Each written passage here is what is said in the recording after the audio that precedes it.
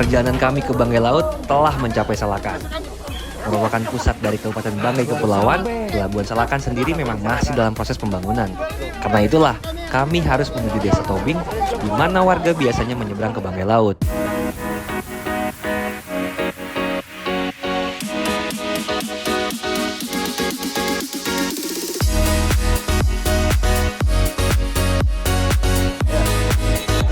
Tapi ada sedikit masalah yang tak kami duga. Tak ada transportasi umum sama sekali di malam kami tiba. Bang, kalau ke Tobing bisa bang pakai ini? Kalau malam nggak bisa malam. Nggak bisa? Iya, kalau siang boleh. Oh kalau siang boleh? Iya. Oh. Jadi kita naik apa nih kalau ke Tobing? Mobil ada mobil. Oh ada mobil? Iya. Rental kah? Taksi rental gitu? Rental. Ternyata nggak bisa. Ternyata harus pakai rental juga. Padahal pengen banget naik nih. Oke, kita cari ya.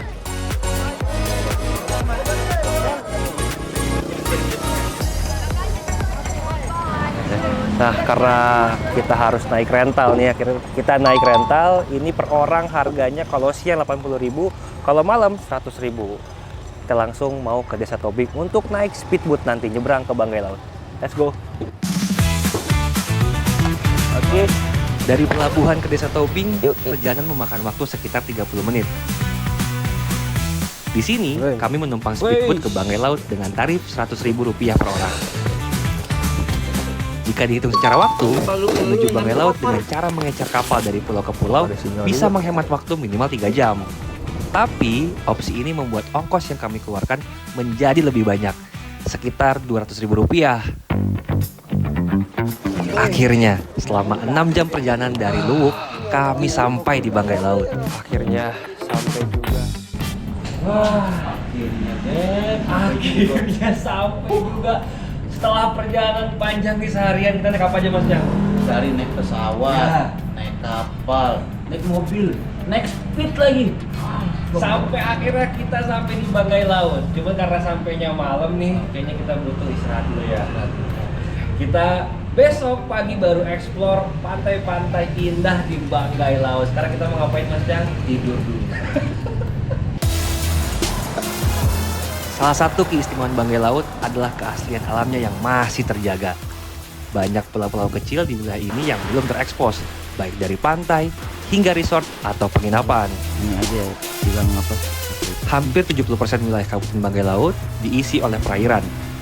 Artinya, dari luas total wilayah Banggai Laut sebesar 6.000 lebih kilometer persegi, hanya 700 km persegi luas daratannya.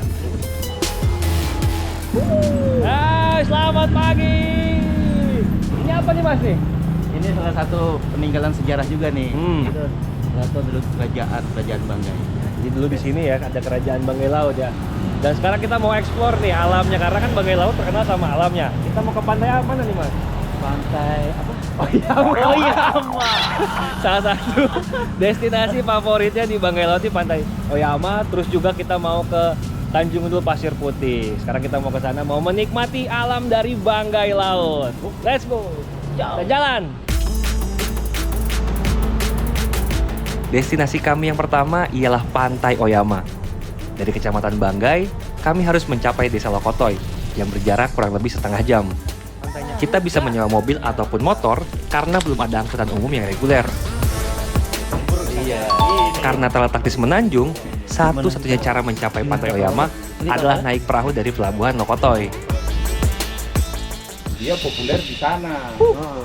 Kapal menuju ke Pantai Oyama. Kayak nama Jepang ya? Oyama. Oyama Nakamura. Ntar kita cari tahu ya namanya Oyama artinya apa ya. Iya. Jangan-jangan yang nemuin orang Jepang.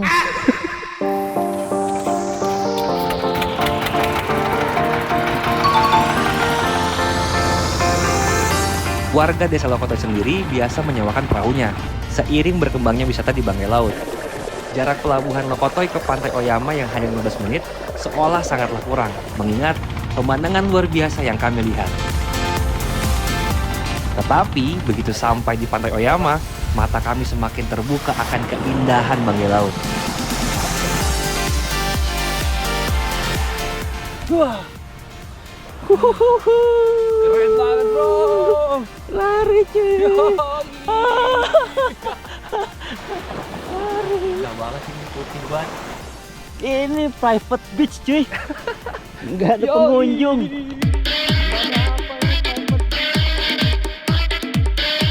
Ya, menginjakan kaki di pantai, kami benar-benar terkesima akan keindahannya.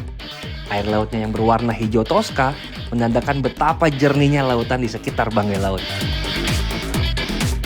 Semua ditambah dengan suasana sejuk yang hadir di antara pepohonan rindang. Ini ada fasilitas penyewaan shelter apa gazebo. Untuk nyantai-nyantai ya. Tapi di hari weekdays gini sepi sih deh, nggak ada pengunjung. Dan ini harganya 50.000 mas, tapi suruh beli tiket gratis, tapi nggak ada yang jaga sih ya sebenarnya. Nah ini karena emang weekdays Ya. mungkin weekend ada, karena pengunjung lebih banyak deh. Yuk kita cari-cari tahu ya ke sana lagi.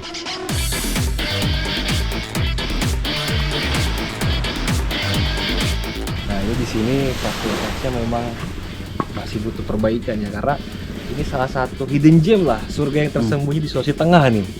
Dan ini juga tidak ada yang jual apa kelapa, kopi atau makanan ringan, minuman gitu, nggak ada yang jual. Jadi kalau mau ke sini mungkin bawa makanan, bawa minuman, persediaan lah. Keuntungannya sih ininya kebersihan tetap terjaga. Ya bersih banget. Bersih banget. Recommended lah. Kita kesana sekarang Mas Yang. Yuk. Meski sebenarnya kawasan Pantai Oyama dikelola oleh warga, kami tidak perlu membayar karena datang di hari biasa. Penasaran dengan asal-usul mengapa dinamakan Pantai Oyama, kami pun bertanya kepada warga sekitar terkait sejarah pantai. Pak, ini Oyama ini apa artinya Pak? Bahasa sini kah atau apa? Sebenarnya kalau dulu ya di era-era saya masih kecil, di era 90-an, itu kan belum ada perubahan nama. Itu kan kalau orang Baji itu namanya Busoboko. Ya Busoboko sendiri kalau arti Indonesianya kan pantai itu juga atau pantai penyu. Pantai penyu. Ya.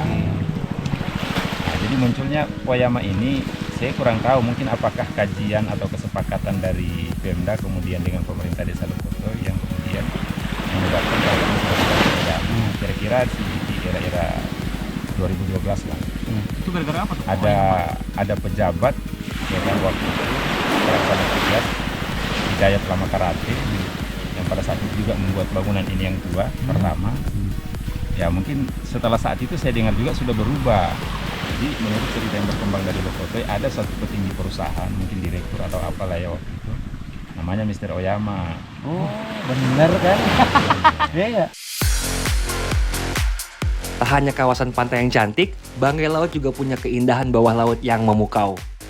Terletak di jantung segitiga terumbu karang dunia, Banggai Laut menjadi rumah bagi ratusan karang keras, sekaligus ribuan spesies ikan karang.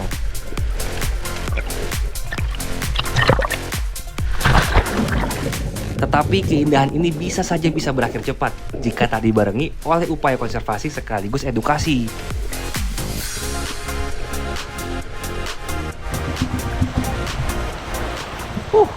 Setelah beres kita main air, kita mau makan. Di mana? Ini di pantai Pasir Putih ini nggak di Oyama, ada geser sedikit. Karena di Oyama kan nggak ada tempat makan ya kan, jadi kita geser sedikit nih. Nah, ini banyak yang jual. Itu Pesan. Let's go. Let's go. Terkenal di wilayah Indonesia Timur, ikan bobara memang sangat cocok dipadukan dengan kuah asam karena tekstur daging yang padat dan rasa alami yang gurih. Langsung diolah dari ikan segar yang baru saja ditangkap.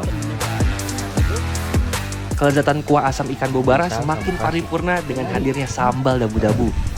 Nah, yang unik, sebagai penutup, masyarakat Banggai Laut biasa menyantap pisang lowe yang dicocol sambal terasi. Asli enak seafood lover. Nikmat banget. Tak cukup dengan keindahan satu pantai dan lezatnya kuah asam ikan bobara, perjalanan kami lanjutkan ke pantai Batu Lobang atau Tanjung Gundul.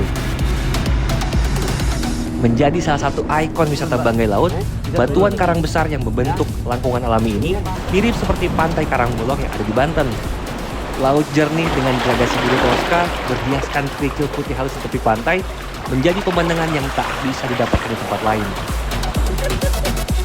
Banggai Laut. Perjalanan ini menyadarkan kepada kami bahwa Indonesia itu kaya.